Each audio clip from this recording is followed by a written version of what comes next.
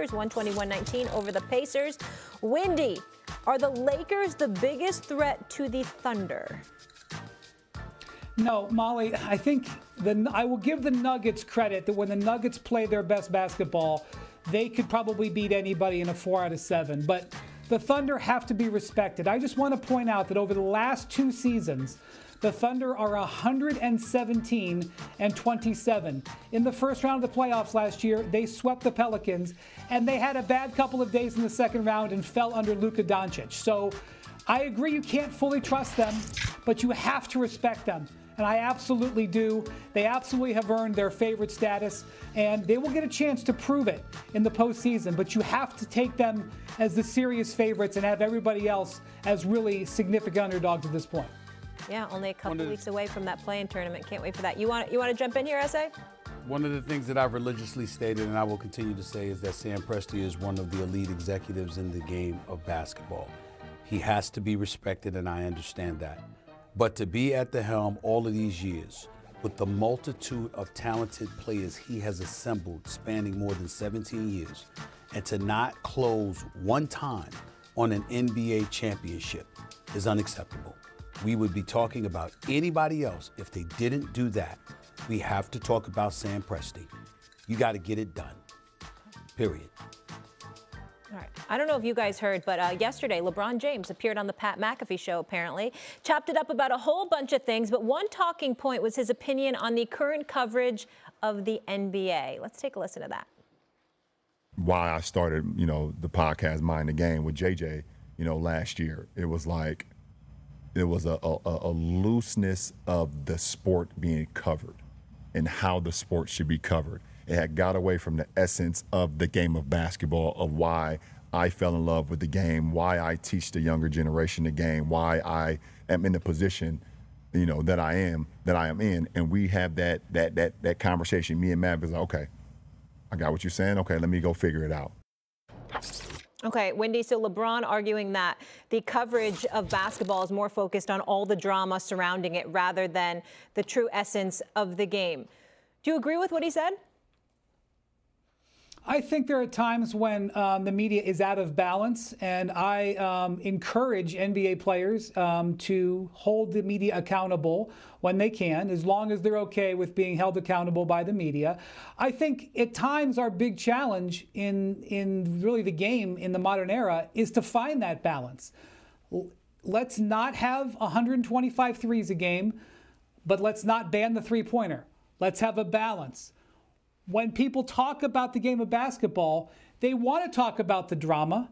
They want to talk about the X and O's. But I'm telling you, if you do a full show that's all X and O's, that's not going to be any good either. You'll have basketball coaches who want to do it, but if he sits down with Steve Nash and all he does is an X's and O's for an hour, people aren't going to like that either. So I would just say, let's have better balance. But people like the drama. People like the rivalries, and people like looking at why Luka Doncic has trouble defending Tyrese Halliburton in an ISO situation, which was about the way last night went as well. I think there's room for all of it, and there's room to hold each other accountable. But the finger pointing, I don't think that benefits anybody. Wendy, I love you to death, but stop. LeBron James needs to stop. He needs to stop. I'm so sick of him with this, how the league is covered, because he wanted to be covered a certain way that he wants it to be covered. See, again, this is what it comes down to with LeBron. And I'm a big LeBron fan. I've been knowing LeBron since 1998, literally, 1998. The problem that I have is, one, everything that comes out of LeBron James' mouth ain't the damn gospel. Number two, we're in 2025. It's a different era. Damn it, you have to adjust. But here's the thing.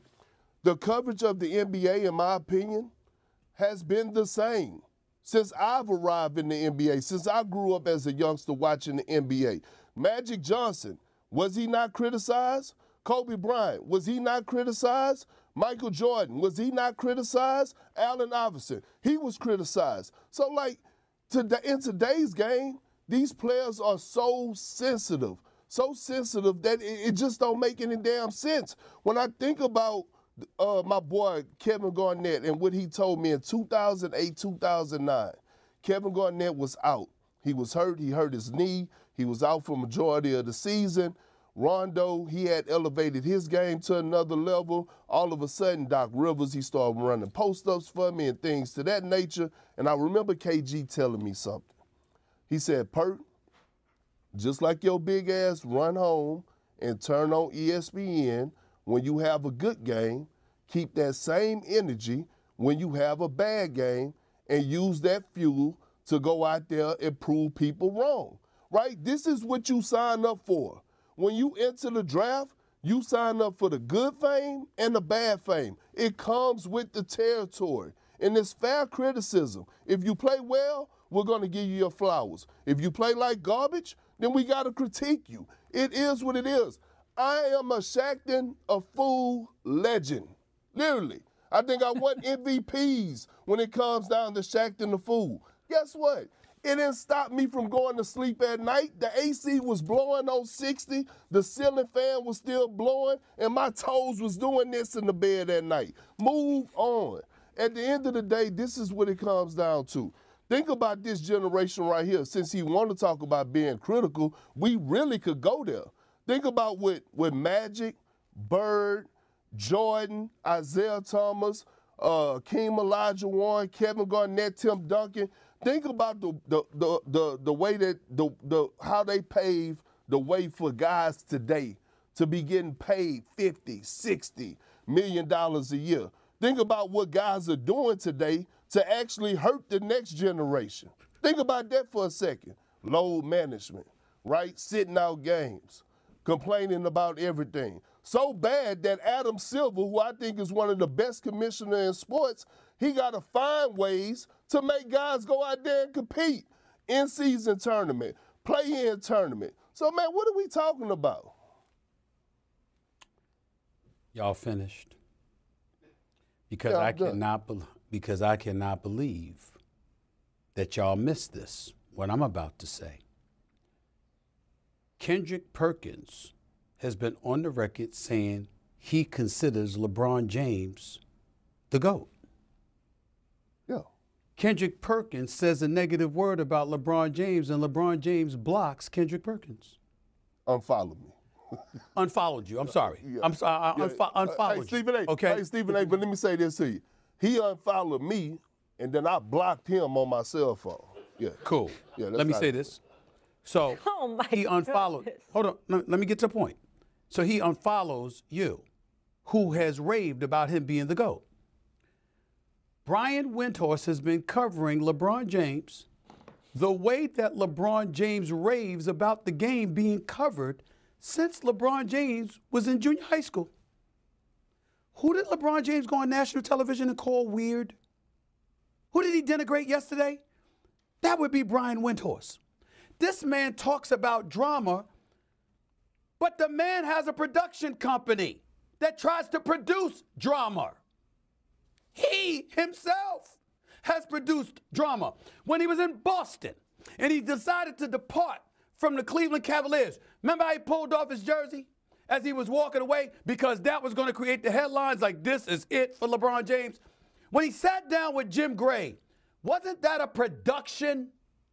Am I missing something?